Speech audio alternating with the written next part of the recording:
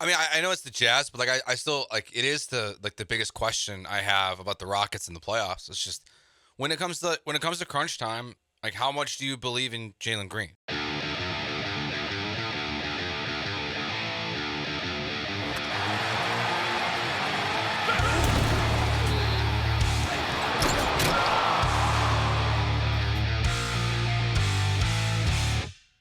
Jalen Green walked in or checked in with 7:40 to go. He came in for Fred. Fred had an awful night shooting, and Fred didn't return, and rightfully so, because Jalen Green was 3 for 4, made a free throw, had 4 assists, 2 rebounds, excuse me, 2 rebounds, no turnovers, and a +7.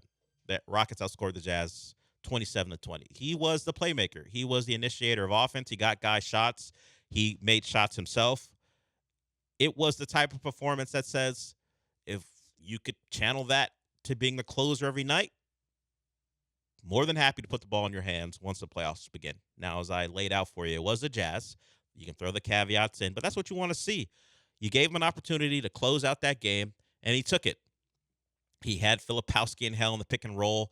The Jazz could not handle the Shingun Green pick and roll, and they made play after play after play to hold that team off. Jabari Smith, I believe, knocked down a big time jumper as well from beyond the arc, but it was the close you want to see from a player that I think you're still waiting on. As much as you can find points in a season where we're talking about him and how good he's been over the course of now what are we at, 73 games or so? He is a 42 to 3% shooter.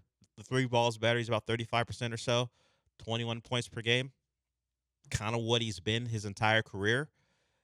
And I'm not going to overemphasize the moment last night, but that's that type of that type of stretch where your starting point guard has not played well, you're checking in for him, and you can control the offense that way and be in full control and look as explosive as you did. I get why people get excited about what he can be. And this goes beyond the explosiveness where he's going for 35 because he's knocking down shot after shot after shot. One of his biggest issues, at least people talk about, is his inability to get people shots, get good shots for himself and for others. And what you saw last night, at least for a night, was growth. And if we're going to talk about the biggest things, at least I want to see in the playoffs, is if they're going to hand the ball to Jalen Green late in games, or even give it to me in the third quarter, where I need you to control the stretch of the game and go get our guy shots. That's a step in the right direction. I mean, I know it's the Jazz, but like I still like it is the biggest question I have about the Rockets in the playoffs. It's just when it comes to crunch time, like how much do you believe in Jalen Green? Because if you look at like you said, if you look at the raw stats, he's basically been the same basketball player for 4 years. Yeah. I mean, the shooting percentages are all pretty much the same. They're not wavering, which is good. Like it's consistent. But now it's much better this year, of course, in last year than it was the first 2 years in the league. Like it's a more efficient game. He's just playing better day in and day out, and obviously the defense has taken a huge step. But like in the playoffs, when it matters most, like can he come through? Like that's the question because the contract, it's still the most tradable contract they have. And this season's about learning who your roster is. Like they've put themselves in a great position to evaluate like really Jalen Green and Alpi in the playoffs and just see what happens in crunch time. Yeah, the shots are up a little bit. As I said, the shooting percentage is right around 42.5%, which is what he was close to last year. The three ball is a little better. He's taking more of those, about one more per game. And the points are up a little bit too. But as far as this great leap, I think it's been more on the defensive end.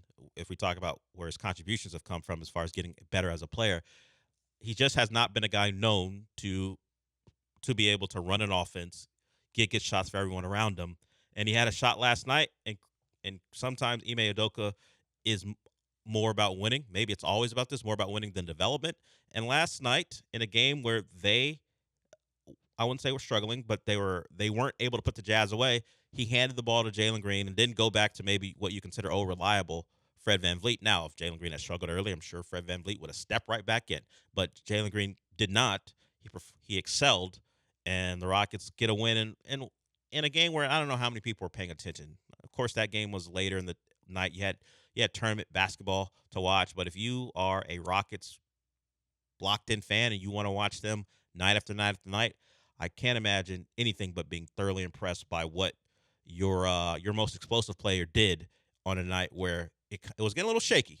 The Jazz were getting to the cup a little bit, knocking down some shots. Sexton had a pretty good run in that fourth quarter to keep him in it, and then Jalen Green just put the game away. Jazz had no answers for him, and they had no answers really for Shingun the entire night. He had a big night last night, and they get the win.